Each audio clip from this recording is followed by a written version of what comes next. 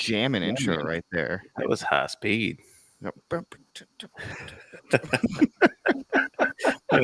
How much of that was intentional and how much of that was just StreamYard dumping some shit on here? Oh, that's just the StreamYard like generic countdown. Yeah, with it. Yeah. I guess everybody excited for nothing. The 3 people to come watch us. 6. Thank you very much. 7. Oh, okay, we better get interesting so they don't run off. Welcome to our movie edition of the Panjwai Podcast Live. We don't have any firm plans for guests on this one, so if you'd like to join us, shoot us an email, and if you have something interesting to say, we'll let you on. But for the most part, we're going to talk about the good, the bad, the ugly, and the awesome of war movies. It's funny. I think it was last week, we were just talking, and, there's so many movies get it wrong. Like, just way wrong. Like, 99% of them, they're not even in the same freaking universe.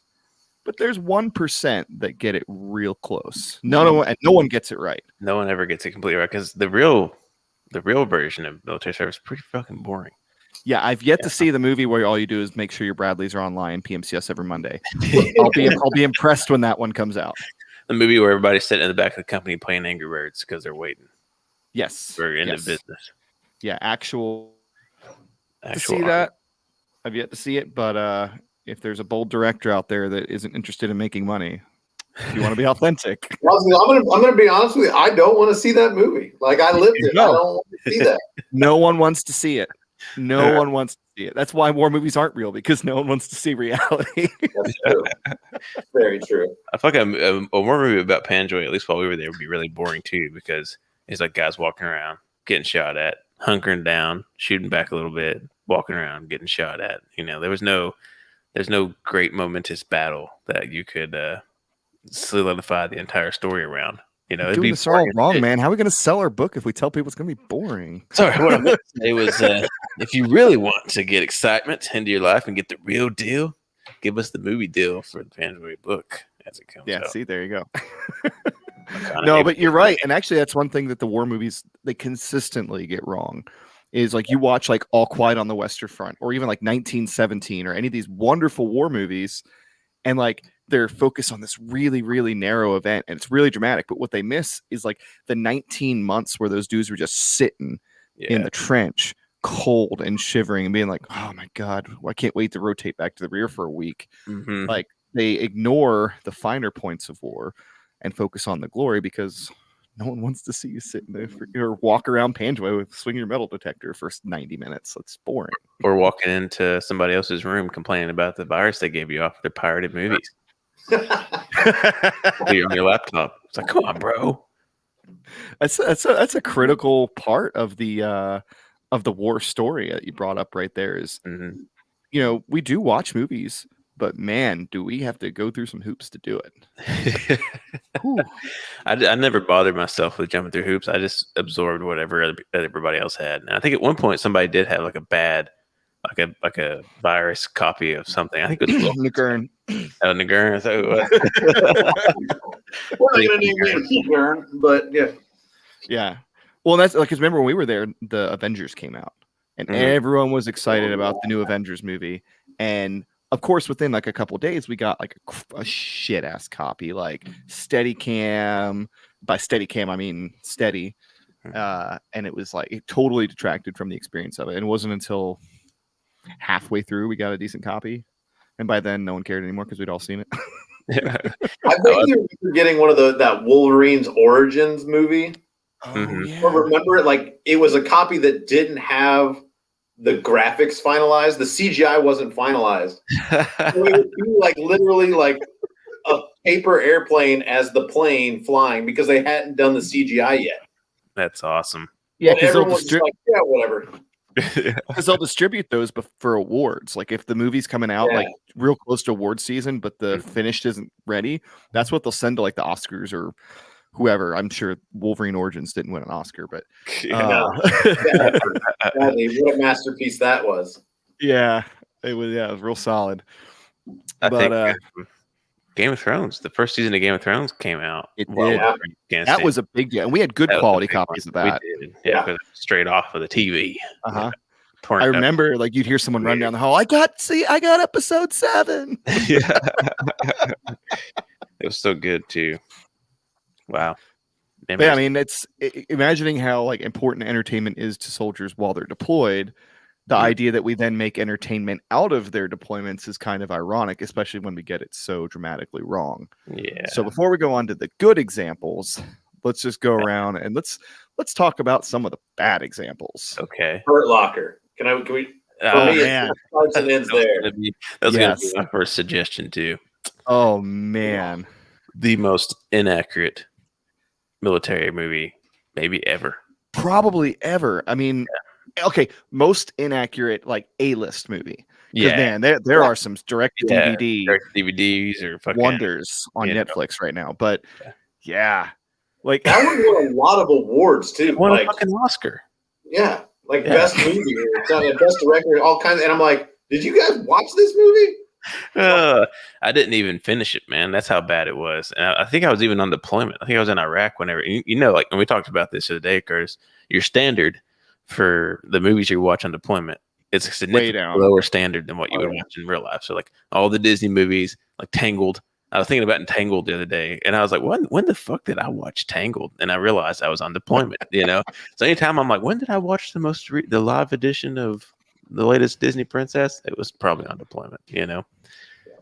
But I was on deployment watching The Hurt Locker, and I couldn't even stand to watch it because it was so bad. It's pretty bad. And you know, it's one of those movies that if you've never been in the military, have no association with the military, it's probably pretty exciting.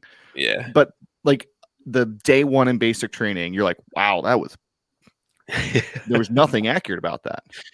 Well, the scene where I stopped watching it is they were I can't remember exactly what it was. I think they were like in a little convoy, and one of the trucks like split off to chase some dudes down an alleyway. And there's like 2 dudes in the truck. Yeah, and 2 dudes in one truck. And there's like, we got them. Yeah. or when he walks up to like the 18, like freaking like 155 things, and he picks them up like this.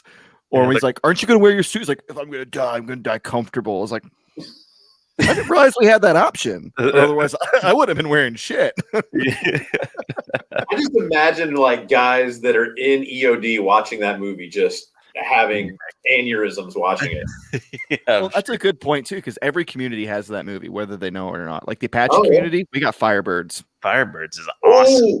It's so good. I mean, that's Nicolas Cage, right? Yeah, and Tommy Lee Jones. And it had a great cast. And they filmed on location. They were at Fort Rucker. Like all the helicopters were filmed by like real Army pilots. Like they tried to make it as good as possible. They wanted to make it an Army Top Gun. 100%. Around the same time, I think. A couple years later. It was like 92. Yeah. And man, they missed the mark so bad. Oh man, that's hilarious. Like, and I hate to say it, but it's kind of Nick Cage's fault. He was on the downslide at that part, and starting to slide out from underneath. Yeah, I believe so. But Tommy Jones was flawless. Tommy Lee Jones was as usually is. Yeah. So, anyways, Hurt Locker. Yeah. So, anybody's ever seen it and thinks that it's like a good movie, or it's not even. I think it's objectively a bad movie, personally. You know, not outside of the military anachronism. It's just not that enjoyable. It's like the acting's kind of stodgy and awkward, and the inconsistencies of all the characters. It's just I didn't enjoy it's all over the place. Yeah, like even before I obviously saw that before he joined the military, but the scene where he just like put on his civilian clothes and walked out the base and was just like wandering around, I was like, no, there's no way. Yeah. Like I was like, I'm sure there's people that do that, but they're not, EOD staff sergeants. Yeah. So do you think now the way you mentioned it, you're like everybody has like every branch or whatever has that movie, right? Oh yeah. Do you think Top Gun is like that for like Navy pilots? Fuck no, they love it. They love it. Okay, that's what I was gonna say. I was like, wait, it's like throwing my perception of some of these movies. I'm like, wait, hold on now. So I mean, obviously, Top Gun has all its own inaccuracies too. Oh yeah. So if you talk to a Navy pilot, they're like, "Oh, that was stupid and that was stupid." But there's a few things about Top Gun that make it rise above. Very that. They'll defend it to the death. Like right. But homoeroticism is definitely that's a big part of it. Accurate thing about military service. The second part is that it was actually the whole idea for the movie is based on an actual event. the inverted Polaroid with an enemy fighter is a real thing that happened. Oh yeah. So obviously not in the Stones. yeah, so not in the exact sequence that happened in the movie, but but there was a Polaroid that kind of inspired the thing, and also it was just cool, man. Like there was nothing nerdy about it. There was nothing like Firebirds was nerdy. Like it was just like because Flying in Apache is pretty nerdy, but in the Top Gun, there's like they're and the cinematography was so good. We're off topic. Top Gun comes later in the discussion. We talk about the good ones, but I would say the Navy's bad movie. Battleship. Oh, I never saw that. I've never seen it anyway. Does that even count though? Because it's like aliens and stuff. It has to. No, it counts, and here's why it counts: because the United States Navy invested money in that as an official partnership with that movie. Oh, so really? It gets to count. That's funny. See, they should have stopped with Battleship movie. They should have stopped at Under Siege. Under Siege was great. Yeah, and so good. It's been like, no, there's our Battleship movie. We need nothing more than that. That was super badass. Yeah. Just stop. Well, I mean, they have so many good ones. Hunt for Red October, Under Siege, Top Gun, and I saw it come up in the chat already. Navy SEALs. It sucks now, but in 1987, Navy SEALs was fucking fire. That was a great movie when it came out. If you look at if you listen to all these dudes that were like the older generation of SEALs, like the 9/11 joined after high school generation of SEALs, all of them talk about watching that movie and getting hell yeah. Back when Charlie Sheen was sober. Yeah. It was a long time ago. And David in the chat had a great point. Battle for LA, which was essentially a Marine Corps advertisement. Yeah. Which was pretty cool though. It was cool because it was kind of gritty and realistic, but like the storyline, I don't know. It doesn't really hold a whole lot of water. That's what the aliens and the Marines true. are fighting them, right? Yes. Yeah. Okay, yeah. About that one is they at least tried to like make the Marines authentic, and I appreciated that. Yeah, it's not the worst Marine Corps movie, but it's not a great one either. No, other bad ones. Good. Well, okay. So I think the first category in the spirit of Hurt Locker is movies that took themselves seriously as military movies that are really bad. Ooh, that took themselves seriously. Yeah, without remorse. That movie sucked. Oh, that new one? Yeah. It sucked. Oh yeah, I haven't watched it yet. Bad. And they took it real serious too. Oh, that book is so good though. I know. Classic. And if they would have actually, it has nothing to do with the book. Like the movie, basically, they just put the Tom Clancy name on there to pull down viewers. Yeah. And trashed the script of the book. That kept the names. And in the era of being progressive, we know that at some point there will be a female Navy SEAL. It's going to happen. At some point, some chick is going to be like, I fucking got this. She's going to do it. But in Without Remorse, the commander of Dev Group of SEAL Team 6 is a female. The commander of Dev Group. I'm like, we're not quite there yet. I need about 15 years on that, guys.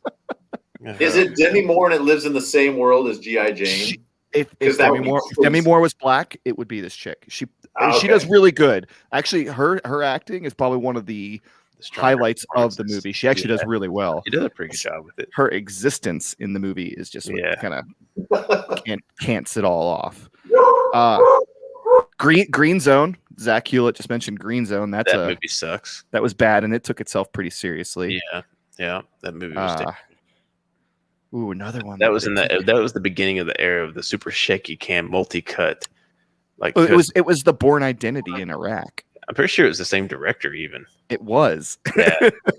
he invented the shaky multi, like 15 cuts so you can never see what's actually going on, that like just dominated Hollywood until John Wick came out, And 100%. Oh, okay. Maybe have we exhausted all of the really bad ones that tried to take themselves seriously? Probably. There's no way. I can't think of any of them right off the top of my head. I didn't prepare, so. Yeah, it's fine. I mean, I did prepare. I just didn't write anything. Let's see if I missed one in the chat. Russo, how the hell did Hurt Locker make movie of the year? That's a valid point, Russ. I don't have an answer for you. Russ It's because you weren't in the movie. Yeah, Russ is who we need to get on here and talk about how bad Hurt Locker is technically. Yeah, Russ, are you free? Can you join us? What about send us an email if you can. Ooh, that's an excellent point. That's a movie took itself extremely seriously. Woo, Josh Hartnett, Ben Affleck love story. Oh yeah, by the way, Pearl Harbor's in it too. Yeah, right. That was a bad movie. That was a bad one. The Thin Red Line.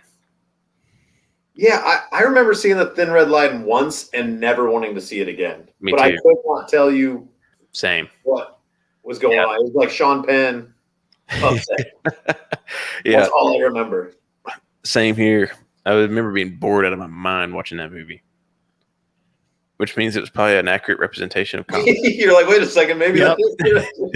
I'm double checking, double guessing myself. So we're going to take a slight detour on our good and bad. We're going to have a Canadian viewpoint on a good and a bad Canadian movie. Chance Burles is going to join us here in a second, and he's going to give us the good and the bad of Canadian war movies. It's not a war movie, but Strange Brew is one of the best Canadian movies ever made. If you guys haven't watched it, go watch it. It's Rick Moranis and Dave Thomas drunk in a brewery. It's hilarious. It's very Canadian. You know, it's all. I was talking to Luke about this earlier. One of my favorite products of Canada has got to be Stargate Sg-1. And that kind of counts as Canadian? Yeah, the TV show, not the movie. The movie was American, but the TV show was Canadian. I couldn't enjoy the movie. Like the first Stargate movie was fantastic, I thought. Yeah. Well, we were talking earlier about this. There's so many problems with the Stargate universe in that, guys, there's no way that they would send like a special Air Force like combat controller to like lead the charge through the galaxy. Like it would be like special forces or something. All right, here's Charles or Chance. Chance. Hey, Chance, what's up? What up? Yo, call me Charles again. How dare you? Well, you got Chance and Burles. Put it together. It's Charles. Sorry. Yeah, it's all good. I've gotten Charles so many times over the years. Ever since autocorrect kicked in, Chance for some reason becomes Charles. I get all these emails. I get Charles all the Burles. time. That's a good one. Yep. Yeah, that makes sense. So tell us. You and I at least are beside each other. But Yeah. Tell us about Hurt Locker, bro. No, Chance is going to talk about the good and the bad of Canadian movies. Oh yeah. Oh, Hyena Road. I mean, I can do Hurt Locker too because man, that was just from an engineer standpoint, everything about that was wrong. But for Hyena Road, the one let's break it down back and forth here. So one of the great parts in it that I actually really enjoyed was the radio procedure. That was pretty accurate for a war movie, and not a lot of war movies do accurate radio procedure. So it was actually kind of good to hear. The fact that they just threw a love story in there for no fucking reason. That was weird. It just like, I don't know. I don't know. But and the other all of the grids in accurate. Hyena Road matched up to Spurwingar's AO, and a significant portion of the shots of the movie were actually shot on Spurwingar. Yes. Crazy. Pretty I wild. remember actually, so I was in, when I got back from tour, I got switched over into the INT cell, the intelligence cell at the engineer regiment. And we have our own like explosive intelligence. So when the sexy guys and stuff look at stuff. But I remember Paul Gross, I was getting INT reps on Paul Gross going to Afghanistan, him getting there, taking photos with everybody. And then there was a whole film crew that went around with him. So yeah, it was 100% shot there. Pretty wild. Unfortunately, the movie sucked. The movie, it was so bad. It was so bad. The whole, like, I'm going to have a last conversation over the radio while fighting the Taliban in a 4-man team with no support. Yeah. Probably like you're telling your enlisted girlfriend how much you love her on the radio as you're dying. Yeah. Oh no, she was an officer. Oh, so he was enlisted. She was the officer. He was enlisted. She was an officer. And yeah, the whole like that's just, oh man, fraternization over there is it happens sometimes, but it's like not on the radio. Yeah, not on the radio. Oh man. Yeah. It was. So what about the good? Good. A good. So the uniforms were really accurate. And the one nice thing was that they actually, if you look closely, Paul Gross is carrying around. He wears the issued desert gloves, which no one did. but he had them, and we all could see they were issued. The boots were the same kind. Like he must have gone to the CQ and gotten all the right gear directly from there, except for the fact that everything was so fucking clean. Like so clean. You're not gonna have Chris Hemsworth or somebody coming on screen and having just like sweat stains around his carrier, just like the Straight out of your pants. Right. I mean, if you look at We Were Soldiers and like that movie, man, they like the sweat and the dirt and the grime, like they can do it. They did decided not to. And I mean, but I mean, they were using real rifles, and the C7, that was an actual rifle. It was the proper optic. It was, sometimes movies like to take a little bit of license with or open license with some of the minor stuff that people don't think of, but like the optics and the pistol grip and everything, like it was accurate. Yeah. Is there a good Canadian war movie? Like a good one? Yes. And I just forgot the name. The Devil's Brigade. Okay. Devil's Brigade. The Devil. If you guys haven't seen it, man, go watch it. It is friggin' epic. It's all about the creation of the first Special Service Force. What's up, buddy? You want to record with me? Okay. My son wants in. Hey, Mom, man. Say hi, Kinley. Hello. Hi. Hi, buddy. How's it going? He just wanted to be in the picture.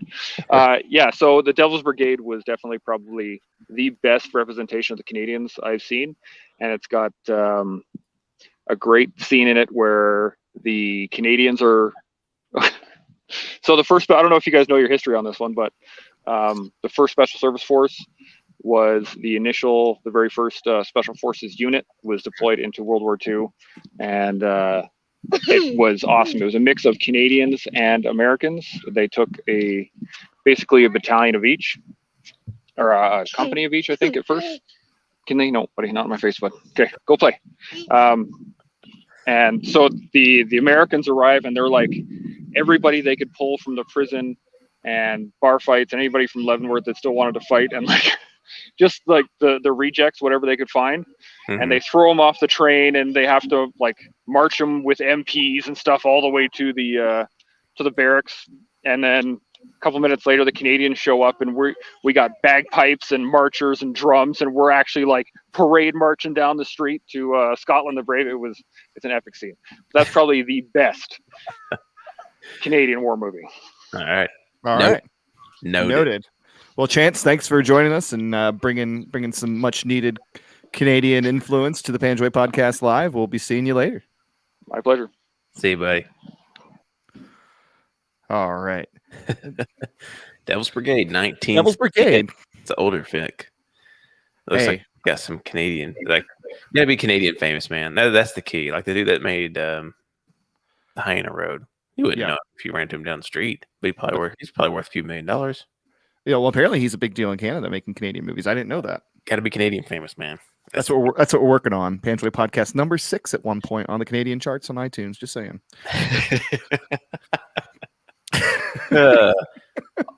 All right, next category. All right, bad movies that weren't taking themselves seriously.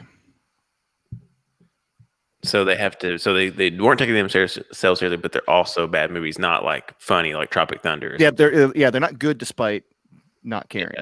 Yeah. So that's where this is the category that like Battleship belongs for sure. Yeah. But that's.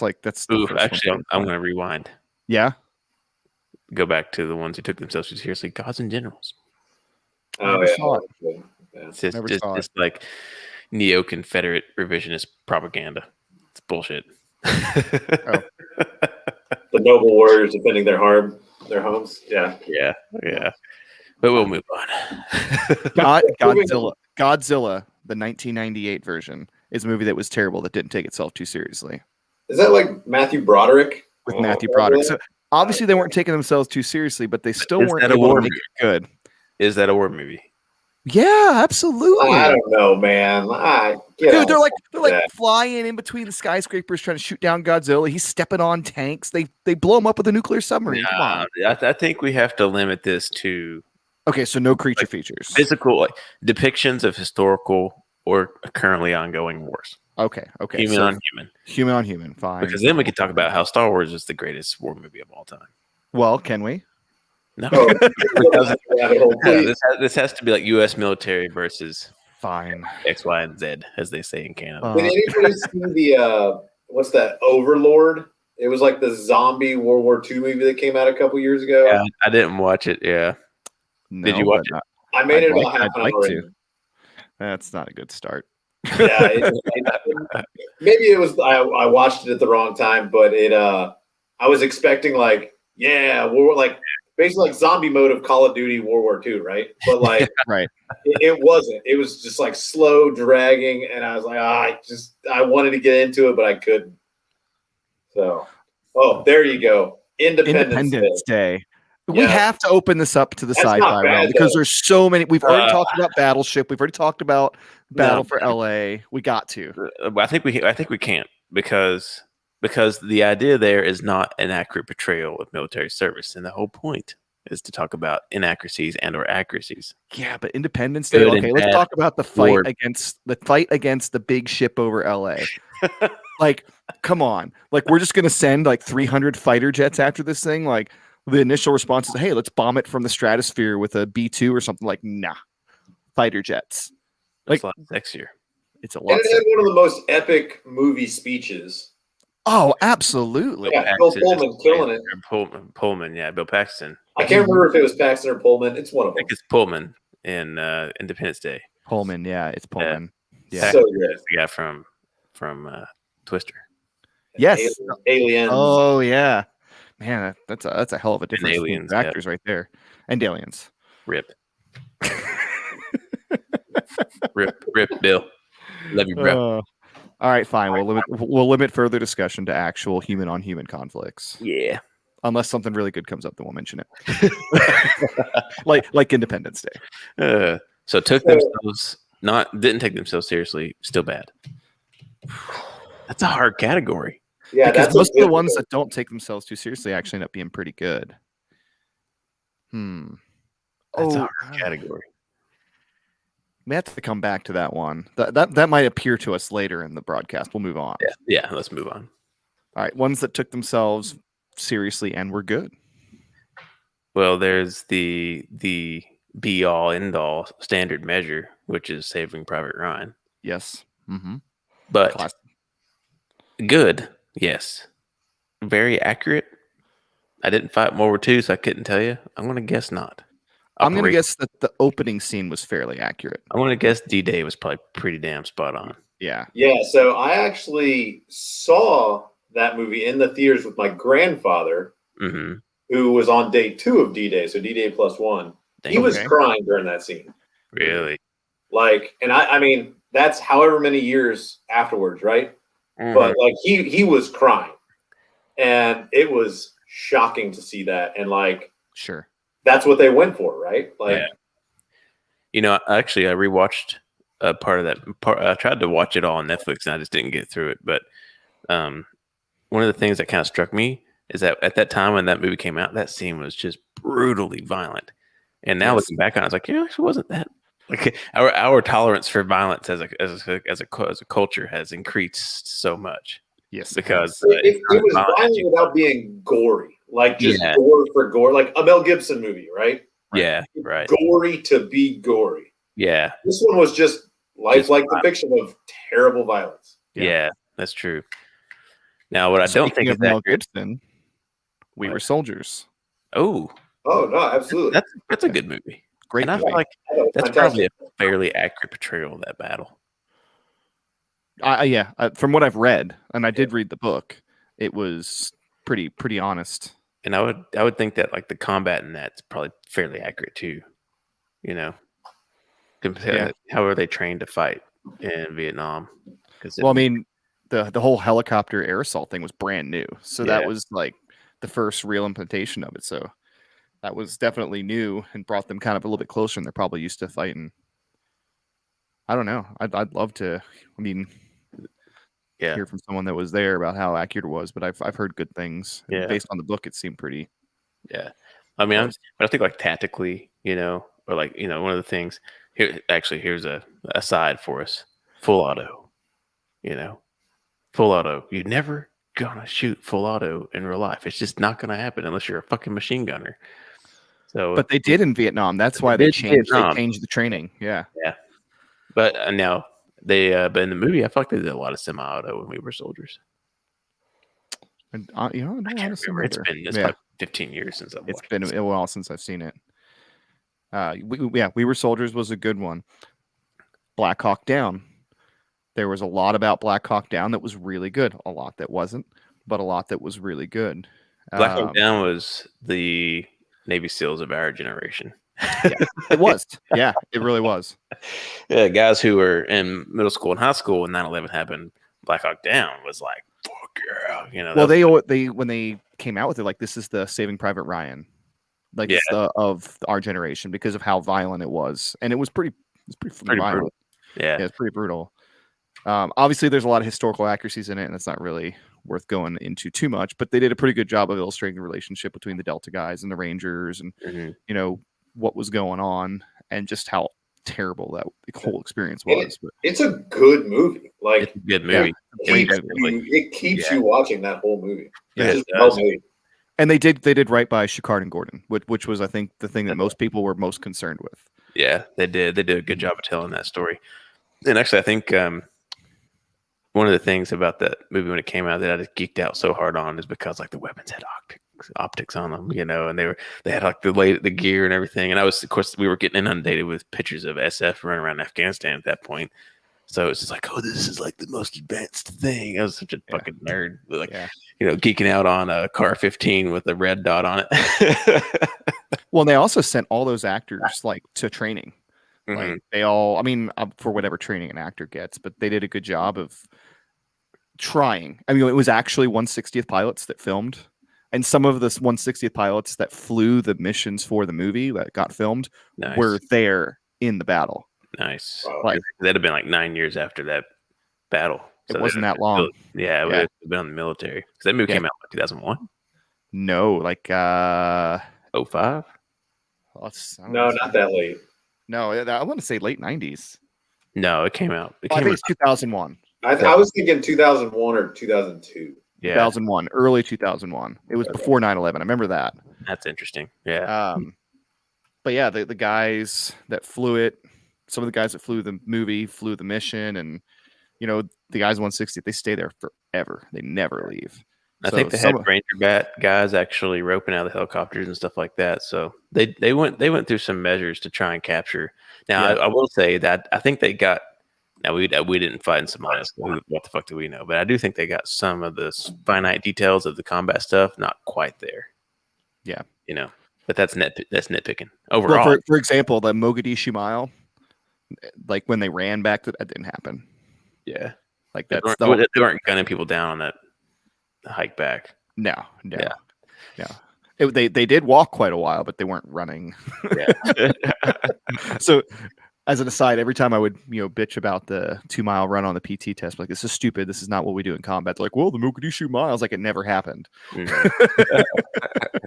Well, I think one of the things that sticks out to me about that movie is that if that was an accurate portrayal of how those guys fought, then everybody out there had like 15 kills,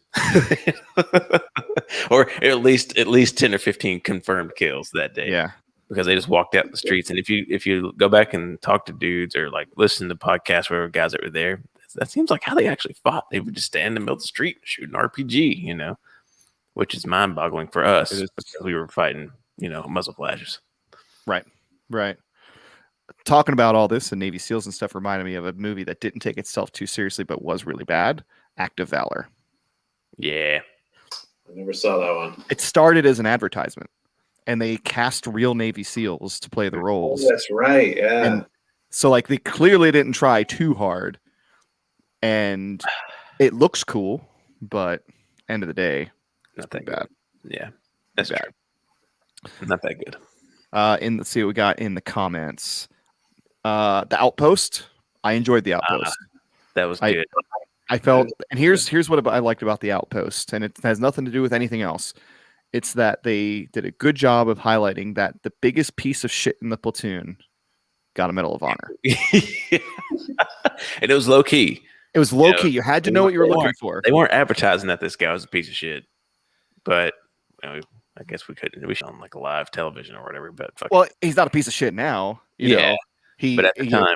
But at the time, he would even say, like, I wasn't a good soldier. I was so worried about still being a former Marine. I didn't get along with the guys, and they weren't my friends. And he's burning shit, and he's always getting in trouble. Mm-hmm. And then he's the one that goes out. And what the line that struck me about that movie was the end. He's like, well, he's like, they weren't my friends; they were my brothers. Yeah, like he didn't like these people, but he still felt he had that obligation to do the right thing, and that's what I liked. That it was genuine.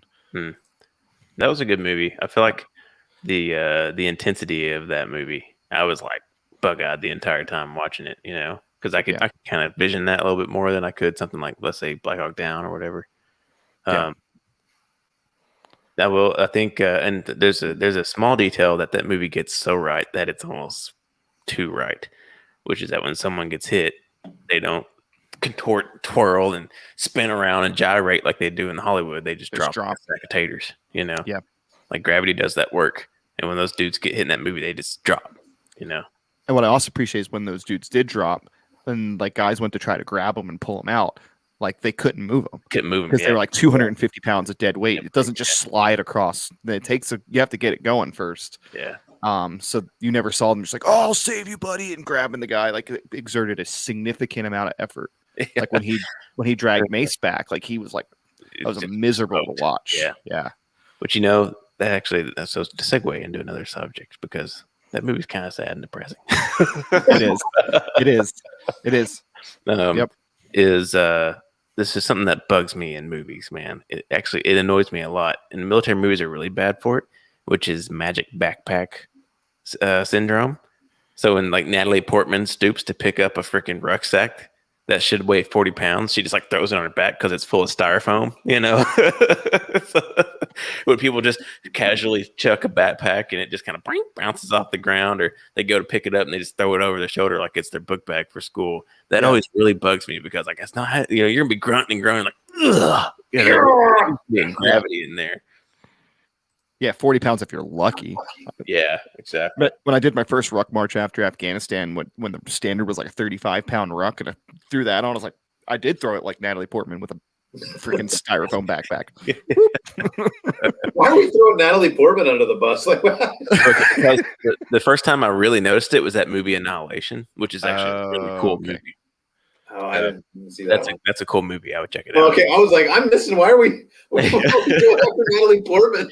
But they go into the alien sphere, but they get all like that's right, and shit, because they're in there for weeks on end or whatever. That's a good movie.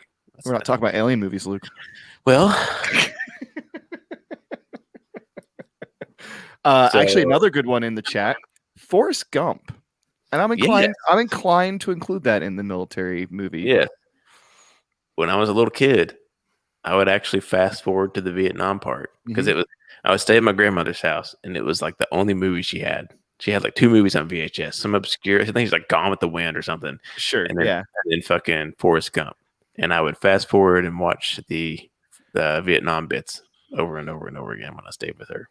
So I would say, as if you're looking at purely as a military movie, but as a movie in general, it's phenomenal. But more importantly, it gave us Lieutenant Dan, aka Gary Sinise. That's true. And Gary Sinise has probably had the greatest impact on wounded veterans, in like the war on terror. Like, he's just such a giving guy. Like, Gary Sinise Foundation is always doing stuff for veterans. So Forrest Gump gave us Lieutenant Dan. Yeah, and I think that movie is going to be one of those movies that 100 years from now, people will remember it. Like, people talk about like Gone with the Wind, like Luke was saying. Like, people still watch that movie. Yeah, Forrest Gump's going to be our generation's movie like that. Yes. Yeah. It's just good. It's just a really good movie. It's not a movie that, granted, if I was young, I would probably fast forward to the Vietnam part. But as an adult, I watch Forrest Gump start to finish because every bit of it is enjoyable. I haven't seen it in a long time, but it is stellar. It is prone for a rewatch, I think. Yeah, it holds up really well. Stupid is what stupid does is a line that I quote a lot in that movie. Let's see. Hacksaw Ridge. I haven't seen it. Hacksaw Ridge is good. I just wish Vince Vaughn was not in it. I wish he wasn't in anything. He is not a good actor, and I don't like if he's not like in Dodgeball or a movie like that. Yeah, he's not a serious actor. Like, stop trying. Oh, they wiped the ass of season 2 of True Detective by putting Vince Vaughn in it. It was god awful. Anyway. It was so bad. He's pretty terrible. Dodgeball, though, notable exception. Oh, absolutely. Like he is good in things like that old school. Like he has a niche, right? And it's good. Mm-hmm. Playing a serious actor, like I think he was like a drill sergeant who turned into like his. I can't remember the exact. I watched it a little bit ago, but yeah, he was like the drill sergeant for this guy, and it's so unbelievable. I'm like, just stop, man. That's like casting Ross as the captain in Band of Brothers. Yeah, he kind of worked in that role though because he was such a little dweeby dick. You know? I think that's what they were going for, right? Like he kind of exudes that. Sure.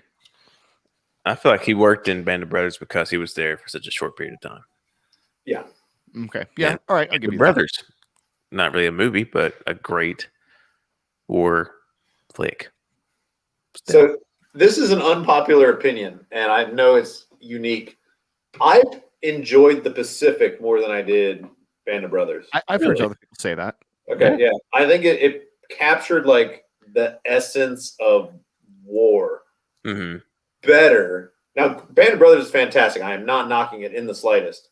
But it's very much like a glorification of what these guys did. Yeah, true. Right? Like, and it followed this one unit on their path. But like the Pacific was like, we're taking you into the muck. Like, and you're seeing people lose like their attachment to humanity. Yeah, there's a great scene in that show where like the Japanese dudes like charging the bank, gun a bunch of them down, and they get this guy out in the open, and he's like waist deep in water. And he's basically trapped there, and people are shooting and they're missing him and stuff. And this Japanese soldier, and he's wading back and forth, and he gets really frustrated, because he's just like in this like desperation, like fuck, that.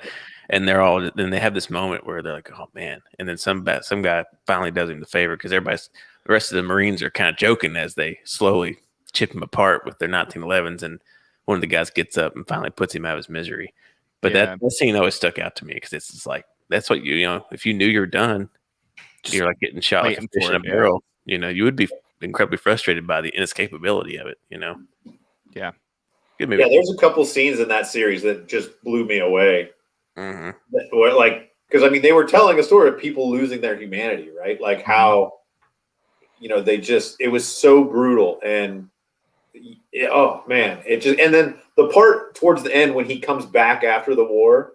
And he's like applying to college, and he flips out on the admissions person. I'm like, that illustrates what so many people go through, like trying to navigate bureaucracy after they get back. Yeah. And I'm like, it was a small detail, and it's in his book, and he talks about it, and it's fantastic. And if I could make a book recommendation, that book, what is it?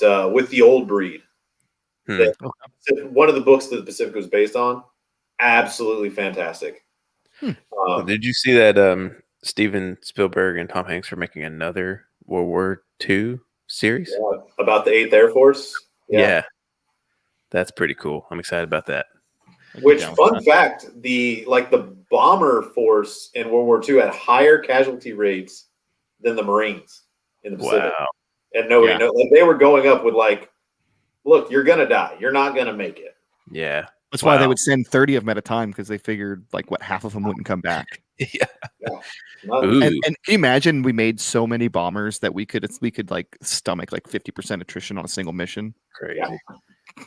Catch 22. I mean, it's not a movie. Well, there is a movie version, but it's not that great. But the book, the Catch-22 is probably one of the most accurate portrayals of U.S. military service. Okay, let's segue into accuracy. Okay. So we talked about good for good's sake. Well, because I think we can find more good. There's plenty. We don't have. We can back around to them. Yeah, sure. But Catch-22, the book, I haven't seen the movie. I think it came out like in the 70s, maybe. And then I know they made a couple times. They've done it. Yeah, a few times. I don't think any of them have ever really lived up because, like you said, a book about how realistic the Army is going to be very good. It doesn't translate well. And actually, I read that book in a it doesn't translate to the screen well, but I read that book in a guard tower in Iraq over the course of like 4 days of guard. And that was the moment you decided to get out of the military. Yeah, and that was when I had that pivot. I was like, "Yep, I'm done with this shit." Because when Major ends up fucking the Yadkin or whatever his name is over. I can't remember exactly what the details were, but yeah, I was just like, "Yeah, this is too real." It's supposed to be a farce, and it's too real. Yeah. Anyways, I bring it up because it's about bomber pilots in Italy flying missions up into Europe and stuff, and they just get smoked all the time, you know. Mm-hmm. And there's some really sad scenes in that book too. Accuracy.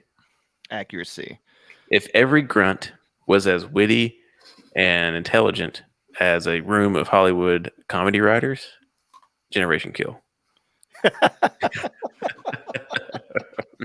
Yeah. No, not everybody's that smart. No. There's a couple of guys that are that smart. Yeah. I thought Generation Kill got a lot right.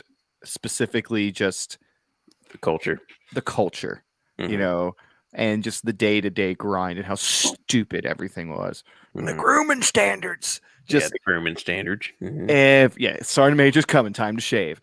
Like that was, or not being able to get simple things like fucking batteries or maps. Like that's so real to me. It hurts. Yeah. Like it'd be like, no, there's no. I was like, no, I promise you, getting a map in country is fucking impossible. Mm-hmm. But it just everything about it was pretty genuine, except for like sometimes the banter in the Humvee. I'm like, okay, like PFC Snuffy driving that thing isn't that witty. Maybe he was. Exactly. I don't know, but I doubt it. I mean, the thing I've known some pretty sharp PFCs in my time in a truck. That's the thing is like you got a couple guys in every platoon that's that sharp, right? You know?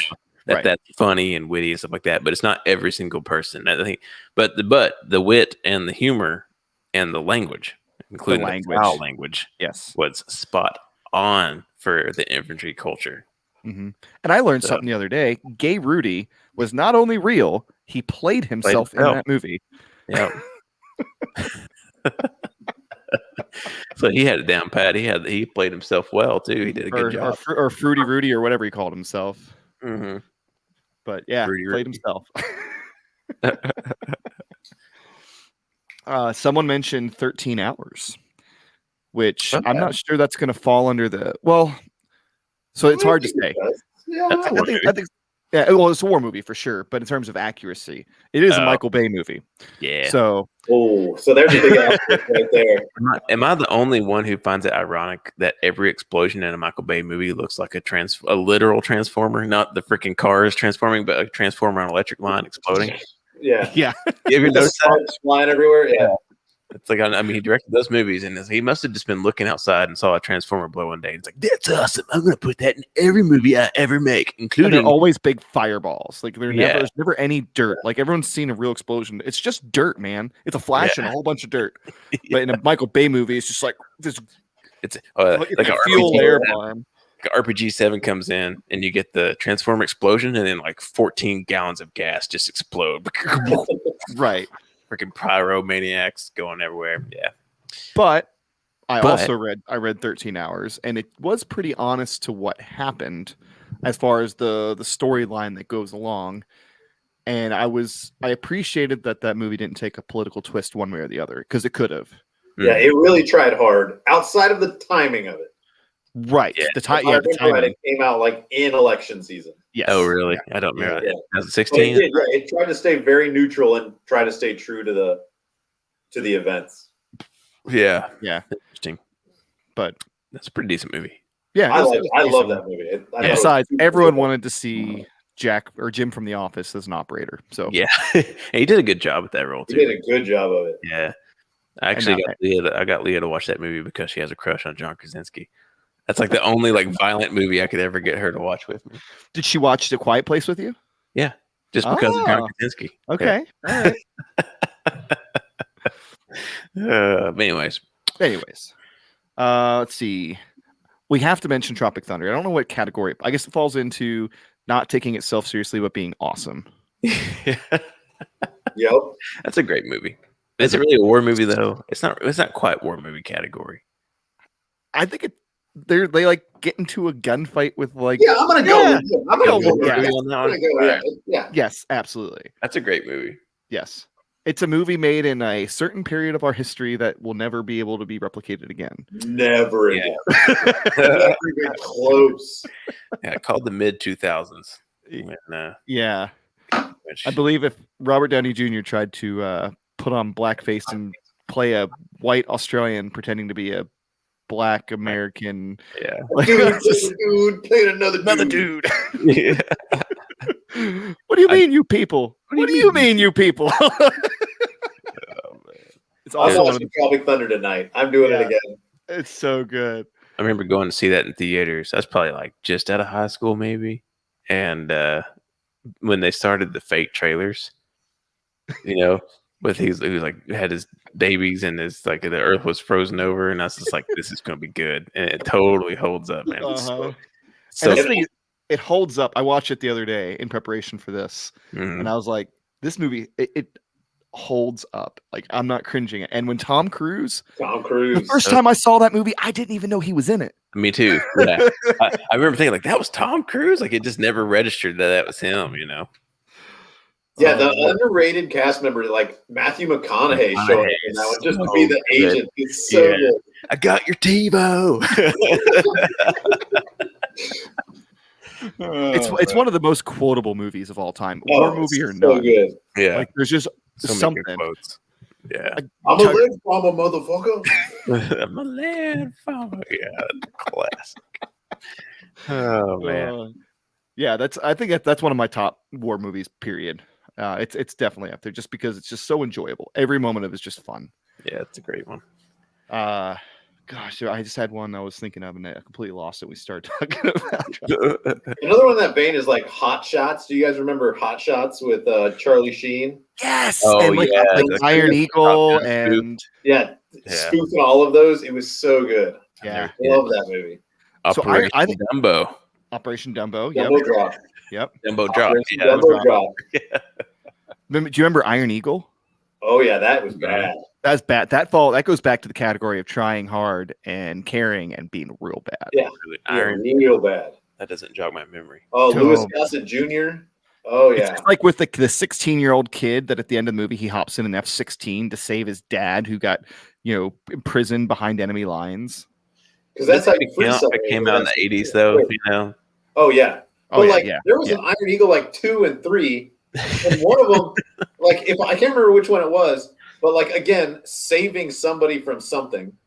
But they get all these like historical airplanes. It's like a Japanese Zero and like a German like ME-109 and like all these old pilots. They all come together in their like replica airplanes to like fight. It's the most bonkers like plot you'd ever want to see, and it's like, what is going on?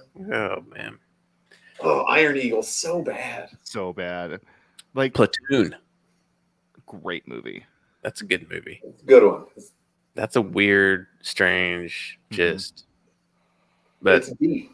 It's a deep one. That one's deep. I haven't seen it in a long time. Yeah. But it's like, I mean, you got the classic Willem Dafoe, and he's got the little wire hanging from his arm because he had his squibs on him because they put him out there in that field and then shot it. They did all the shots from the helicopters.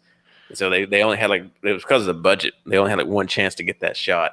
So if he's going down and he's like popping the squids, it's because he's got that little clicker in his hand. You can see that wire fell out of his costume. Well, thanks for ruining it. Little nugget for you there. Along the same vein, Full Metal Jacket. I will say, other than the actual physical abuse, I think Full Metal Jacket has the most accurate portrayal of basic training, or at least my experience of basic training. I would agree. I think they did a really good job. Yeah. Like that. Yeah. That's pretty much what it's like, at least for like the first half. But Well, Arlie Ermey was a drill instructor, right? Yeah. Yes. When he was in the Marines. Yeah. So like he really down. guided a lot of that stuff from what I understand. So Yeah. fun fact, he was brought in as an advisor for that movie. He wasn't cast in that role. He was just an and no one advisor. could do it right. So And no one could do it right, so they just gave him the job. Yeah, that's the most accurate portrayal of basic training.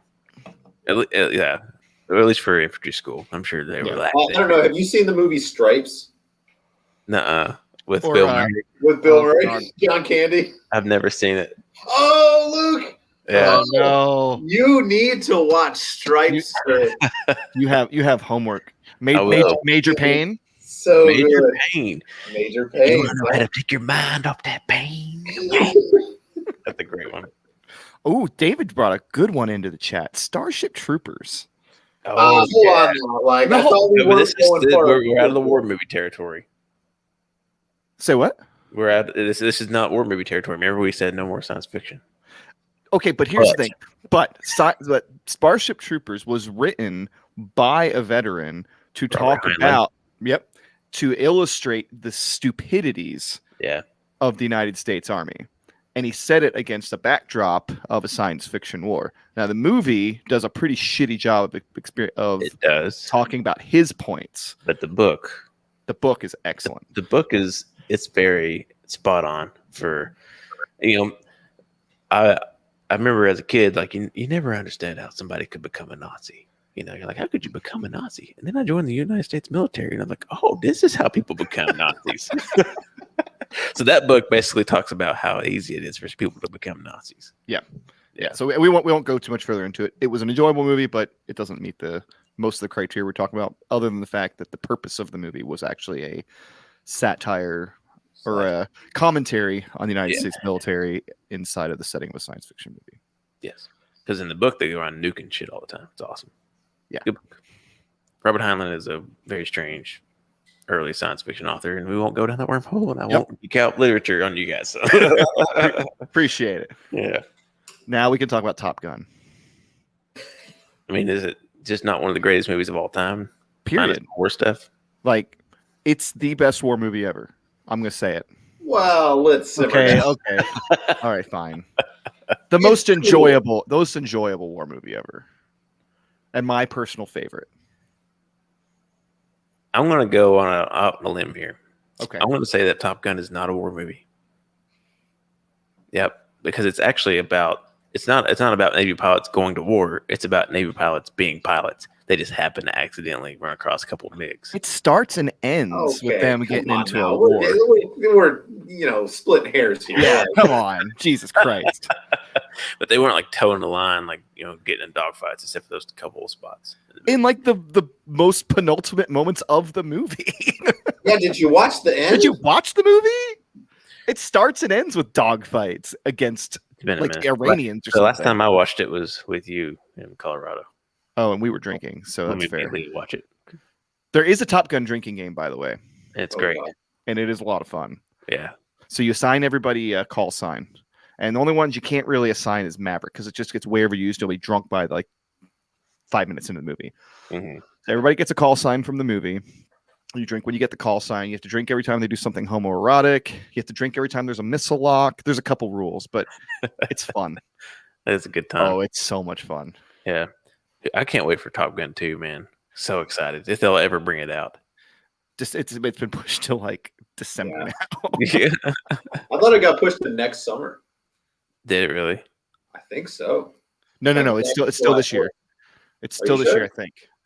They I thought pushed it got pushed to next summer. No. Oh God, I hope not. Maybe it did. Last I saw it was due release date. Roll November 19th. Oh, okay. Yeah, cool. Awesome. So that's pretty important. Like we need that as a country. We need Top Gun 2. We need it. Top We Gun- need to bring us together. Top Gun 2 is the official end of COVID because it was supposed to come out like 2 years ago and we keep pushing it back because of this stupid shit. So we know that COVID is over when Top Gun 2 hits theaters. Just saying. Okay. I like that. I like that metric. That's yeah. But I'll be the first to say I don't think Top Gun 2 is going to be as good as Top Gun 1. There's no way it can be. There's no way it can be. Yeah. I mean, Top Gun is like a part of culture, right? Like it just became a part. And my dad explained this because he was in the military in the 70s. He's like, Top Gun was one of the first movies after Vietnam that painted the military in like a positive light that the country embraced. That's a good point. Yeah. Because before that, it was like Full Metal Jacket. You have Apocalypse Now, like really dark, like really questioning the morality and the ethics of military action. And then Top Gun came out and it kind of like rejuvenated, the American, I guess, bond with the military, I guess, to a certain extent. Yeah. And I appreciate the effort that they're taking with number 2, because like part of the reason it got delayed was so that they could make all the dogfighting scenes better. And like they shot a significant portion of that movie with Tom Cruise in an F-18. They built a camera rig, so he's sitting in the back. He's actually pulling the G's. Like, I appreciate that. I guess he refused to sign on unless everything was real jets in the skies, which is such an act of hubris, but we'll be better for it. As movie taking audiences, and it was good. It was good. Good training for those pilots. That's what you gotta look at it. And I also appreciate that they like went head on in the trailer and addressed the fact that he should be like a 3-star admiral right now. So like, I'm glad that they're going to address whatever reason he's still actually flying 30 years after Top Gun is, because it better be a good reason. Because he lives on the edge. That's right. Holding on too tight. What about another movie made around the same time? It obviously didn't get the the publicity and whatnot for obvious reasons, but like, did you guys ever see the movie Final Countdown? No. I have seen that. Yes. Yeah. So it's a movie about where an aircraft carrier goes through this, like a modern Nimitz class aircraft carrier goes through like this weird wormhole and ends up off Hawaii on December 6th, 1941. And they're like trying to decide, like, we know they're about to attack. Yeah. What do we do? It's just kind of a cool thought experiment, really cool flying scenes. Yeah. Like what would happen if, a couple F-14s go against the Imperial Japanese Navy in the 40s. Like, it's kind of a cool, big names in it too. Movie. It's got Kirk Douglas and Martin Sheen. Yeah, dude, it's got some named actors. It's a cool movie. Yeah, it's a really cool concept too. Yeah. Because it gives you like a moral dilemma, right? Like, they're about to attack. You're part of the U.S. Navy. Mm-hmm. What do you do, right? But also, if you win and you just annihilate the Japanese Navy before Pearl Harbor, right. What then happens? I'm pretty sure that aircraft carrier would cease to exist because there never would have been the need to have a navy that size. We'll have to check it out. We need to watch it. Yeah, it's on some streaming service because I watched it about a month or so ago. Nice. I've got a list of movies now that I'm going to watch and books to read. I'm like, this is turning into an expensive Panjoy podcast. Right? Derek had a good one, Fury. I really enjoyed Fury. Fury's good. Fury. Is that the tank movie? The tank movie, yeah. Yeah, I was entertained by that. Yeah. Also, another cool tank movie. It's kind of obscure. Sorry for the obscure movies. It's their second back. Good, man. Everybody knows. There's a movie called The Beast. Yeah. It's about a Russian tank in Afghanistan that like gets lost from his column. Okay. And the Afghans are trying to kill this tank, but they can't because it's a tank. Yeah. Right. It's so good. It's actually, I think it's maybe an Israeli movie. Really? But it is really good. I kind of want to see that. Yeah, you should. It's called The Beast. And it's got a couple actors that you would recognize, and it's all like in English. It's a Western movie, but it's very good. And it's I can't remember what part of Afghanistan it's in, but it's really cool and really well done. A Soviet tank unit viciously attacks a Pashtun village. So Yeah, no, it's good. This could tie right back into the Panjoy Podcast. You should watch it, man. Like I'm telling you, it's a fantastic movie. So, what's the best movie to come out of this most recent conflict in y'all's opinion? Iraq or Afghanistan? Ooh. Because there's been some duds. There's been some stinkers. Yeah. There's not really been a great one yet. There's been parts of movies that have been great. So Lone Survivor, for the most part, was kind of shit. But the sound design in Lone Survivor was phenomenal. It was. Like, I have never been in a movie theater and felt like I was getting shot at more than I did when I watched Lone Survivor in theaters. Like, they just got it right. Down. I don't know what they did. They got it right. And the scene where the dude shows up the PKM. Like, because when the fight's first starting to kick off, there's kind of AKs or shooting is starting to heat up, and then somebody shows up with the Belfit. And I just remember being in theaters and be like, "Oh fuck!" But yeah, sound design that was phenomenal. What was the Chris Hemsworth movie, The Horse Soldiers, or something like that? 12 Strong. 12 Strong. I was trying to remember. No, I'm trying to remember like movies that are about Afghanistan or Iraq that have been up. So you had American Sniper, which followed the book really well, but it's almost like that was to its fault because they tried to tell this guy's whole career in this movie, so it just ended up being like real choppy, and I didn't really enjoy the movie. I think in the interest of trying to tell as much of his story as possible, they gave up on it being a good movie. But I don't know. Clint Eastwood. We're rewinding, but Clint Eastwood, he's directed some more movies. He has. Did Letters from Iwo Jima. Flags of Our Fathers. Flags of Our Fathers, yeah. Interesting, man. I haven't seen him so long. I couldn't tell you if. I couldn't have an intelligent conversation about him. It's been so long since I've seen any of those. Actually, I don't think I've ever seen Letters from Iwo Jima.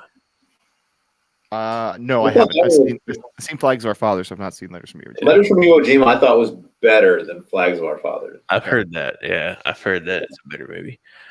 Anyways, that being said, it's one of those movies I watched once and I'll probably never watch again. Yeah, must happen. But yeah, back to original current conflict. I don't know if there's any of them that I'm like. The Outpost was pretty good. I thought the Outpost was fair. Pretty good. I enjoyed it. The Orlando Bloom character that was like an amalgamation of a couple characters. Yeah. Kind of bugged me a little bit, but that's because I read the book before I watched it, which was a mistake. Yeah. That's always a mistake because I've never read the book because I don't read military history anymore. Can't. Yeah. Who else? I will say this about American Sniper is of all the movies that have come out so far, that is the most accurate portrayal of what the streets of Iraq actually look like. Okay. Yeah. Like and the interior of the homes, even like the blue painting halfway up the walls and stuff like that. Like that movie is a very, very accurate portrayal of what Iraq actually looks like.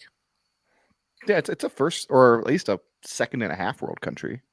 Yeah, and that's the thing about most of the movies. Like, oh yeah, this is obviously Southern California or whatever, but that wherever they shot or however they built the studio, the sets or whatever, that was a very accurate portrayal. Yeah.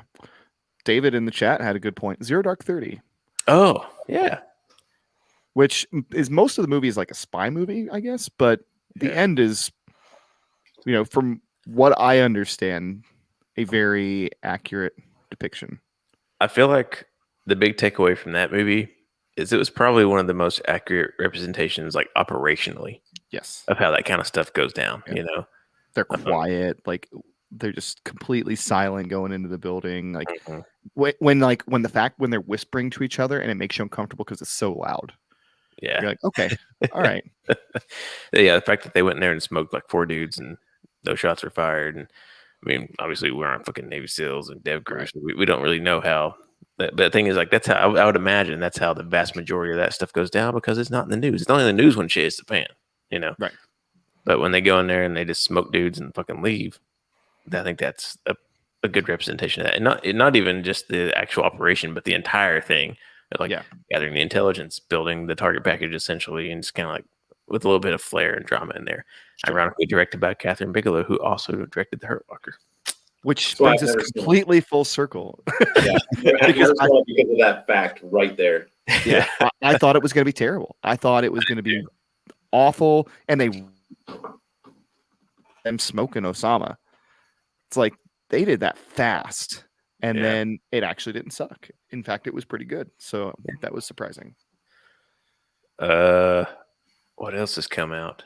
There's been a couple of ones that are like all like critical of they're trying to be too political. Yeah, instead of just telling stories. And so what do we classify like some of the documentaries, like the big budget documentaries that have come out? I call them big budget. Like we can talk like about those. Or Hornet's Nest. Oh yeah, Restrepo's good. Yeah. So Restrepo was good. Hornet's Nest was terrible. I never saw Hornet's Nest. So either. If Hornet's Nest is the one I'm remembering, and I think it is, it's like the whole first half of the movie is a completely different movie than the last like 15 minutes. Like the first 3/4 just sucked.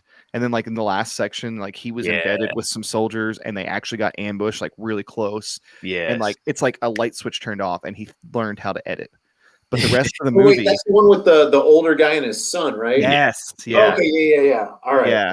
That's jogging my memory now because they spent most of the time, and you know, once you've been there, you understand how it works. What really happened is they probably spent a year there stomping around with some like Sergeant Major's PSD. They got like 4 firefights, and they filmed those and tried to sex them up a little bit because, but then they actually got into some real thick shit in one day, you know. Right. And that part of that movie was okay. There was a part in that movie where that Sergeant Major was calling in airstrikes himself. Yeah. And I watched that section. I was like, okay, sure. Rolling, man. He had to put on the dog. Uh-huh. I would not want to be in several grid squares of that strike when Sergeant Major's calling. Sergeant Major calling it anything other than a fucking donut run. Right. Yeah, it was bad. And like there were moments where you could tell that they used like canned audio for the guns. Like it wasn't even like the real like sound effects. Like it was way overproduced the first 3/4. He just did everything to try to sex it up. And in the last 30 minutes, he just didn't do anything. He just let the story tell itself, and it was phenomenal. Yeah. Restrepo was good. Restrepo was good. Restrepo was very good. And the book War is a fine book. Mm-hmm. Yeah. There's also a photo. Yeah. Who that guy got killed in Libya. He got killed in Libya, Back in the Arab Spring or whatever back. Yeah, the photo book is called Infidel. Yep. And it's very good. Restrepo is so iconic. That's what I thought I was walking into. Me too. I was expecting mountains, man. Because Restrepo came out between my Iraq deployment and before we went to Afghanistan. So, and of course it was working its way through the barracks. You know, everybody was watching it. And I remember thinking like, fuck. But then I got to Afghanistan. I was like, oh, maybe not so bad. And like 2 minutes later, it's like, fuck. It's a different kind of fuck. Yeah. It's not a fuck. It's a fuck. Yeah. Yeah. And, you know, and that's, I mean, you include those, but I mean, honestly, even when you include those documentaries, you still have to include them as far as like semi-fiction because the way that they edit them and, you know, the perception that you get from them, like Restrepo, when you watch it, you're like, oh my God, these poor guys. Like, yeah, but they spent, you know, 3 weeks at a time up on that OP. They went back down to the FOB like every 8 weeks or something. You know, they got shot at a fuck ton and they got fucked up bad. Yeah. But, you know, he wasn't there with them all the time. He was only there for like 6 months. Yeah. Right. And he'd only be on the base for a couple days at a time. And then they'd fly him back out, you know, on the first bird out. So like he was with them a lot, but not continuously. Otherwise, like, Jesus. Well, I would say, as somebody who did a deployment where you spent a couple weeks at a time on an OP like that, that shit was real, and that shit sucks. Yeah, and well, you can't leave people up there. What? Oh my God! Well, yeah, after the events of the Outpost, they got rid of all those OPs and realized it's hugely dangerous. Yeah, really. But like that stuff is real. Like you start going savage once you're up on like that OP for a couple weeks at a time. Like, ooh, like you get a little rough around the edges, and they show that very well. Yeah, that's true. And that movie is what made me want to get into a gunfight and flip flops in my t-shirt. That's true. That's what I thought I was going to be doing in Afghanistan. Or there's that iconic photo of the dude It might have been in the Korengal. I can't remember where the guy's wearing like the heart boxers. Yeah. You know what I'm talking about? Like, and he's got the pendle mounted saw, and he's like shooting like straight up at the top of the mountain. He's just getting on it, and but he's wearing his boxers because they got they got fucked up during a firefight, or during while they're hanging out. Yeah, I feel like that'd be strange because we basically never experienced that. It's getting your shit pushed in all the time in your house. Right. That would suck. Is that? I mean, I'm assuming that you guys ran into a lot of that stuff, Stuart. Not a whole lot, like. And the reason, like, it's a long story that we don't need to have on this one, but like they attempted one very large attack against our OP. It went very poorly for the attacking force, and they got massacred. They stopped attacking the OP after that. Really? They decided they would go for greener pastures somewhere else. Your OP was on top of the hill, though, right? Correct. Right. It wasn't like Korengal or the Outpost where they were at the bottom. And that was the decisions that led to that place being where it was. Yeah. Man, people should lose their careers for that. They did. Oh, I'm glad. There is some justice in the military.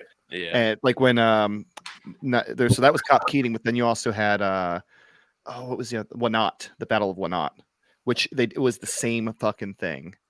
They freaking built this in the bottom of a valley, and it was a couple weeks after Keating, like, oh shit, we got to shut this thing down, and they were in the process of shutting it down, and just didn't finish it quick enough. Like they were just, I don't know what the decision making was that led to them just putting cops in the bottom of valleys, or why they thought that was a great idea. Yeah. But they did it a lot, and they got burned for it twice. Like almost 20 soldiers killed when 2 cops get overrun. Yeah. That if they had just not put the cops there, those guys would be alive. That's literally the only reason that they're dead, is because they put them in the bottom. And we had in our company, and we won't say his name just to respect his privacy, but we had a guy who was at Wanat. Yeah. When they got, I think he was there. Was he there when he got overran, Stuart? I think he was. Yeah. I think he was too. And he never talked about it. Never. Not a peep out of him. I didn't even know. I mean, I heard about that like 9 months after you got to us. So yeah, them boys were putting in a bad spot. Well, I mean, to show how small the world is, my instructor pilot in Fort Lewis was an infantryman at Wanat. And he got fucked up bad. Like I can't believe he got into flight school because of how much he got hurt. Wow. And once he became an officer or warrant officer, the Army was like, hey, we'd like you to help tell this story, because Wanat and Keating are both taught as virtual staff rides now. So they take like cadets and new officers, and they show them what happened, and they walk them through the event. So it's kind of like a lessons learned sort of thing for planners and stuff. Yeah. And he's gone and he's done talks on it and stuff like that. He's in like the book about it. And that event was so prevalent in his mind that when we went back to Afghanistan, he was just like, every scenario was the worst case scenario. It made him such a sharp gun pilot, having endured that event. So just kind of an interesting circle. Little loop in there. Yeah. So best one out of this, we still haven't answered our question. I got nothing on this. There's none of them that really. There's not one, right? There's not one that might stick out. I think it's coming. I think The Lions of Kandahar. Yeah, there you go. The Lions of Kandahar movie. If you're listening, Rusty, you got to make it happen. Or actually, Zach's been bugging us in the comments to talk about this. The Panjwai Podcast movie. Who plays who in the movie? Well, we've already had this conversation, but we will reiterate here. Matthew McConaughey plays me. The kid from Sixth Sense plays Curtis. I get to pick my own. You don't get to do that. The grown version of that dude. I need to learn his name because I made this joke like 5 times now. Yeah. Haley Joel Osment. Haley Joel Osment. Yeah. So that's Matthew actually probably not a bad choice. Dazed and Confused, Matthew McConaughey plays me. Haley Joel Osment plays Curtis. Philip Seymour Hoffman plays Hewlett. I can get on board with that. Taylor Lautner plays Kobos. Yes. A much better looking version of Kobo.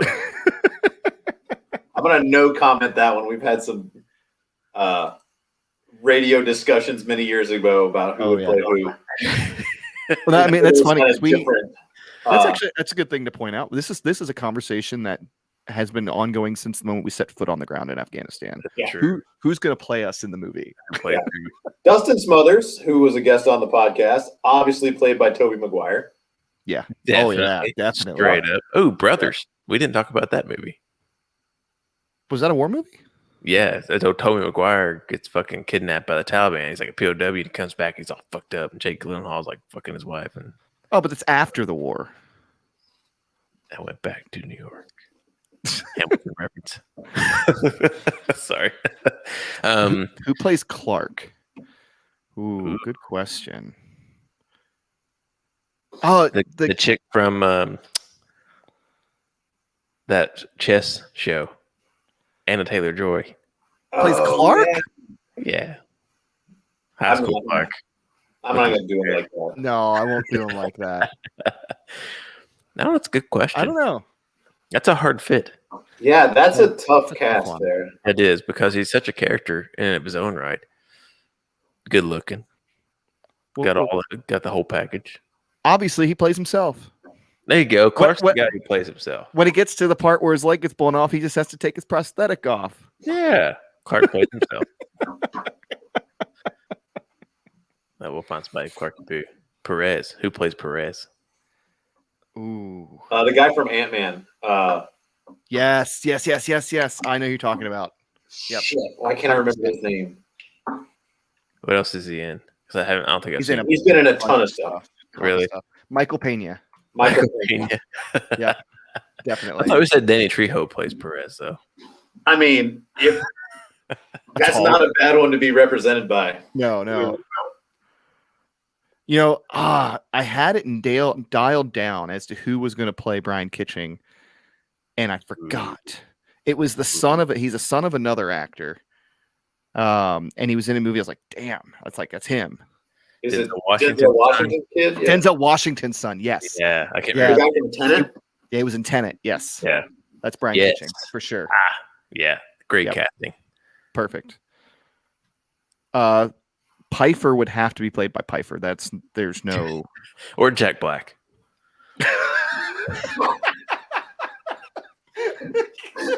But Jack Black is not like 65 years old. In this theoretical conversation, No, everybody. you're right. Yeah, You're right. Oh, God. Okay. we're You're pulling right. them from different periods of their lives. McConaughey's Oh, 50 okay. years old, so That's true. Okay, fair enough. Yeah. Jesus Christ. All right. Play Sergeant Okay. Ott. Sergeant Ott. Sam Elliott. That's too easy of a. Oh, that's a good one, though. That's too easy because of We Were Soldiers. Yeah, but still, it's okay. Like we said, we're not. This movie's not actually going to happen. We're not Hey, sending out offers this week. It might. You never know. Actually, no. You know what? On the topic of Independence Day, Bill Paxton, or no, Bill Pullman.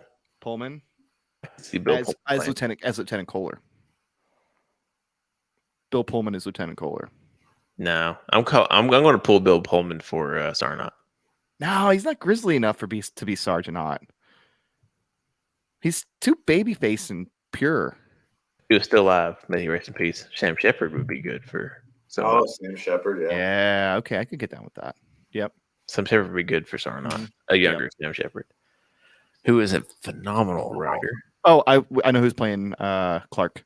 Neil Patrick Harris. Done. No. Yeah, I can kind of see that. Oh, yeah, 100%. Yeah, I can kind of see that. Yeah.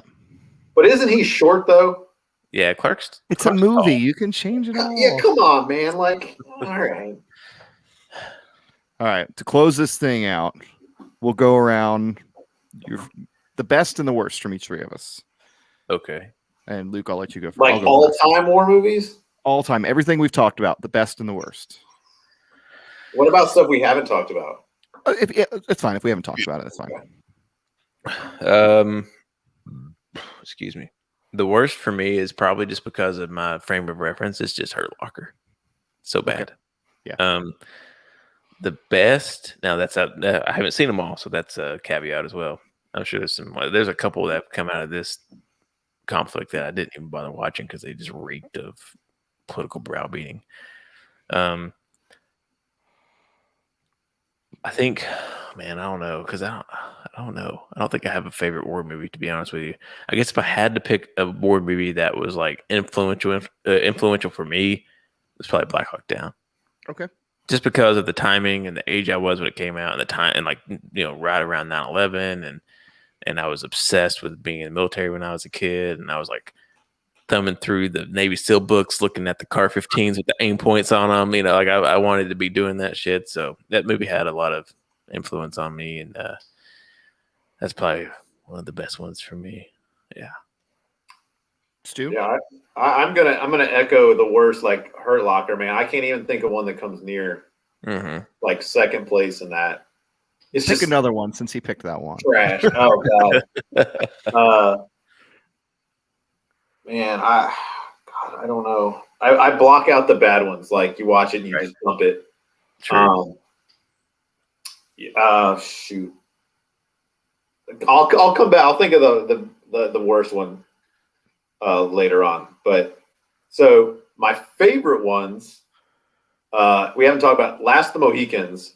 Ooh. Right? Is a movie I could watch every day and never get tired of it. Yeah. Definitely a war movie. Definitely old. It is about the French and Indian War. It's Absolutely. A war movie. It's fantastic movie.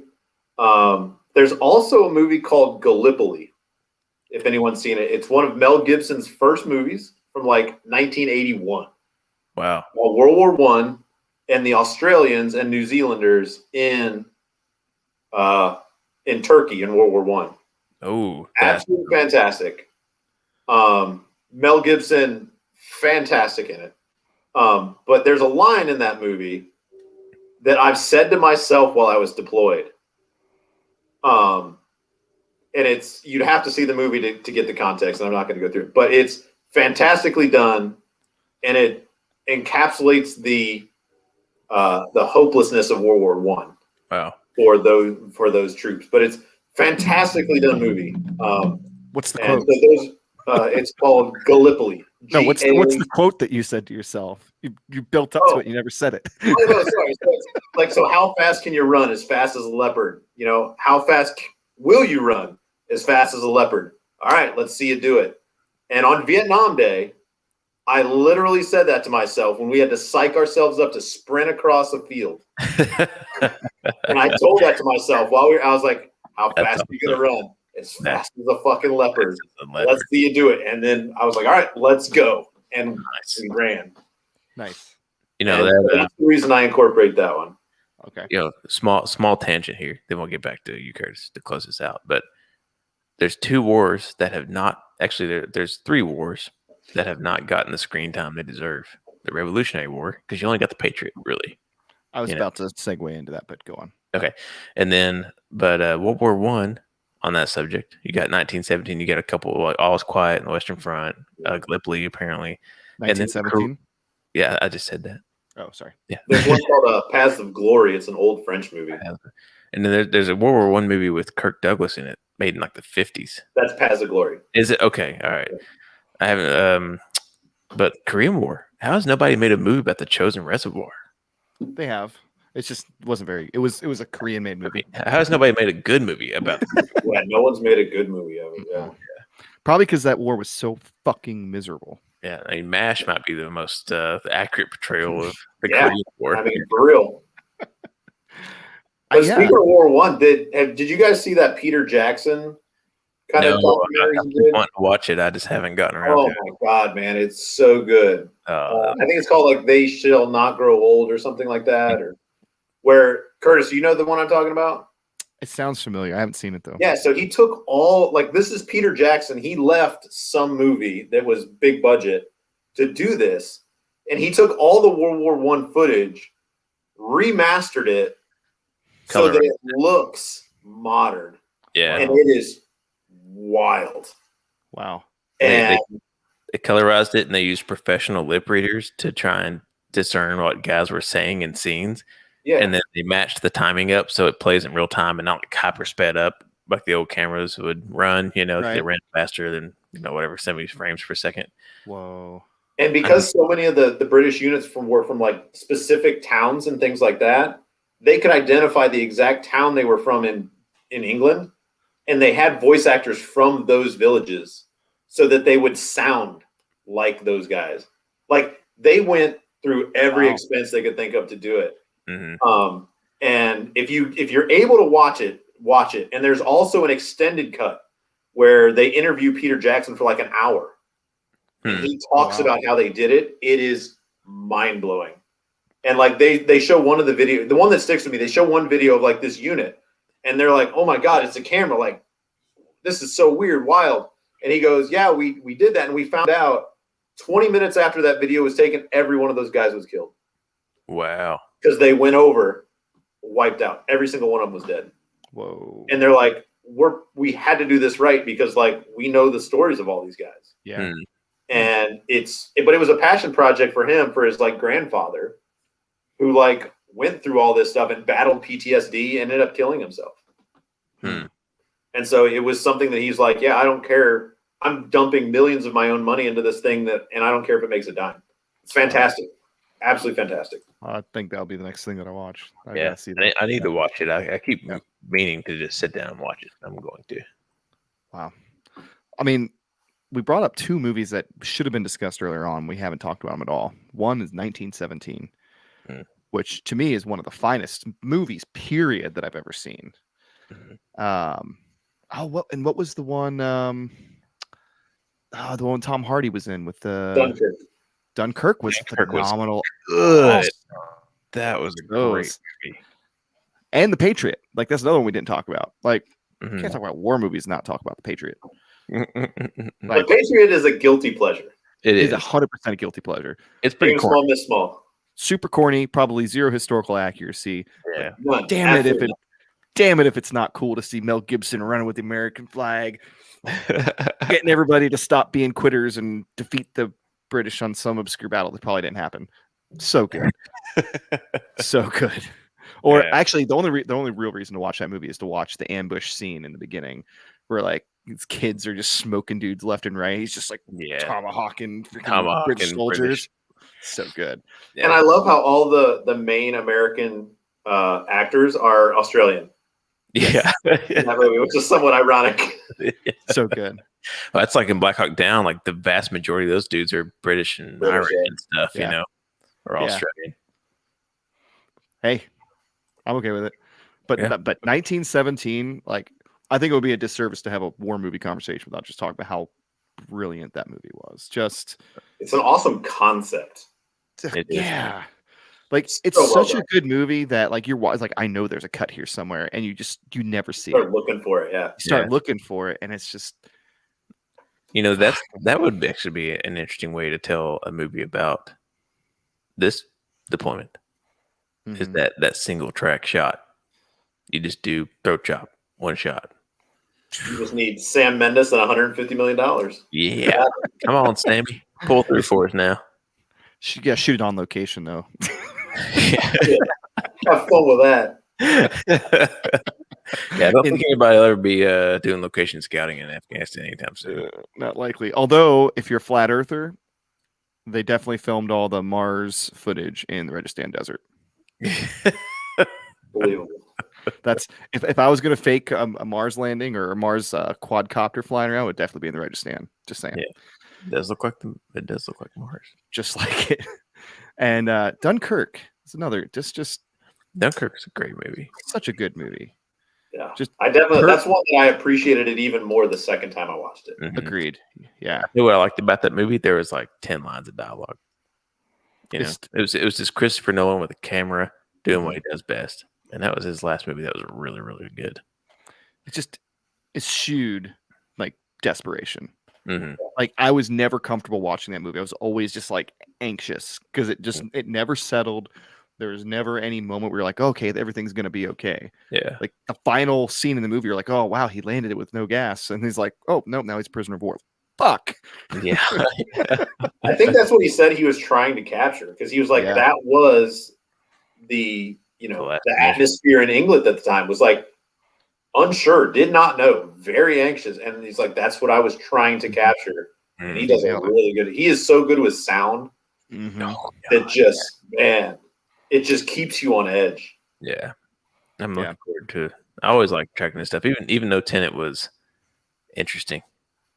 It was still like the sound and the design and everything, very stylish, But Dunkirk was cool because it almost like he took a dose of humility and just let the camera work. Yeah, and it was really good. And what I appreciate about those two movies, 1917 and Dunkirk, is that they were very human movies. Yeah, they were about the human experience. Like you walked out of the theater watching 1917 feeling like you had just run across enemy lines to deliver a letter with your buddy because your buddy's brother was about to get killed and your buddy dies and you're the one. Like it just, man, it's just so good. It was like you actually did the run and you felt everything. Yeah. And then Dunkirk, just like I said, that human feeling of helplessness and desperation, which it's just really, those are two really important aspects of war that are very, very difficult to capture if your intent is to make something cool or an action movie. Big budget films, explosions look like Transformers and F-16s and spirited dudes running around. You can lose that human element. And I appreciate that those films do a good job of bringing that. So yeah, well, it's like that show. I can't remember which one it is. That's about SEAL Team 6. There were two of them. There's SEAL Team, and then there was one that was on AMC called like 6 or something. So whichever one's the better one. SEAL Team is better, I think. I will admit I've never actually watched it. I just watch random clips on YouTube. But there was a scene from that. One of the episodes where like they're having a shootout in the hallway or whatever. And I was like, these guys aren't scared. They were just, fucking smoking dudes. Oh my God. It looked cool and it was flashy and exciting. But they were leaning way out. It's like, yeah, you're going to die. Like they were that desperation and that fear was just not captured. It rarely is in war movies, even in a good war movie like Black Hawk Down, for example. They don't really capture that as much as they probably should. Really only in that scene where the pilot gets captured. That's the only time in that movie where I was like, oh man, this dude's just about to get smoked. Yeah. But I mean that's kind of hard to capture in a movie, period. War movie or not. True. Human emotion, unless it's like clearly obvious, like love or hate or death or loss, like it's easy to represent that because everybody's experienced that to some degree. But to try to get an audience to understand what it's like to be at war that's a tough sell, unless the audience has been to war. It's true. That's why I like Requiem for a Dream, not a war movie, obviously. That's a one and done because it's just rank desperate human disgust. Yeah, you don't watch that twice. You don't watch that one scars. Yeah. It's like Trainspotting's the same way, you watch it one time. Because people don't want to see desperation. They go to the movies to escape. They want to see Chris Hemsworth laying down Scunyon, shooting from the hip, never reloading, Yep. So would Commando qualify as a war movie? Fuck yeah. Yes. Oh my gosh. I was just checking. I was trying to think about it. Wow. So do you know how many people he killed in the final scene of Commando? All of them? Everybody. It is an absurd number. I looked at the John Wick kill count the other day. That's pretty good. How much was it? The first one was in the 70s. The second one was like 112 or something. And then the third one was like 98 dudes.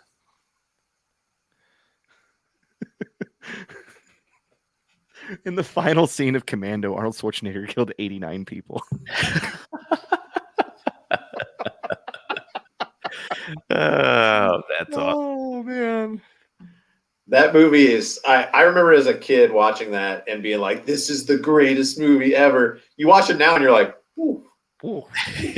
It is still got some good one-liner, like classic Arnold one-liners. Yeah. Man, so good. Let off some steam, Bennett. Smokes him with the pipe. Well, I'm going to post this. I would kill you last. I lied. I'm posting this in the chat for everyone else to enjoy. But there is a play-by-play of every single person he kills in the scene and how they die and his one-liners that associated each one of them. Oh, really? That's so good. Bullshit. Let off some steam, Bennett.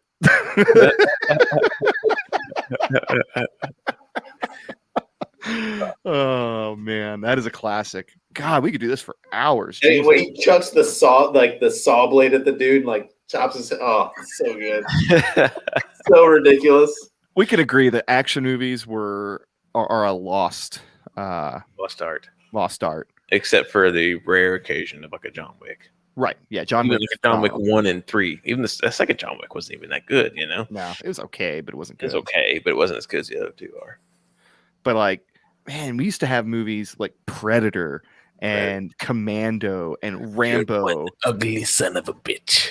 Yeah. Ironically, all the Arnold Schwarzenegger movies, but I don't know, you can't relive like the 80s action movie era. You can't replicate it now. That people can't. If you tried to make those movies now, it'd be its direct-to-DVD special. Like no one can do it anymore. It wouldn't be taken seriously. No. Well, it wouldn't be taken seriously, not in like it's a serious movie, but as an audience member, you know, you wouldn't ingest it with sincerity. So I guess I'll close us out then. All right, let's hear it. And it's not gonna be surprising to anybody. Top Gun is the best. Firebirds is the worst. Yeah, Lord. Oh, you got myopia, man. It's all about all things that fly. It's true. It's true. But I can't have a conversation about movies and not point out the fact that the one movie I should love, that should be my favorite military movie ever, is the worst. Like, I should love an Apache helicopter movie. That should be my shit. I should love it. Yeah, right. If they ever made a movie about the Gustav, that'd be my favorite movie. Just like clips of the goose just getting launched for an hour and a half. That's your claim that you could make a movie called My Goose and Me. Yeah. And it's just like a story about one dude laying scunion with the goose. I'll buy you a replica Gustav if you just carry it around every day with you like it's your like PTSD security blanket. It's like that movie Weatherman with Nicolas Cage when he starts carrying around the bow and arrow, you know? Right. Yeah. Or what's the one where he has a like relationship with a cell phone or whatever? Her. Yeah. That's a good movie. That's what I need, man. And I think it's a great one-liners, you know? Like, hey, Taliban, duck. So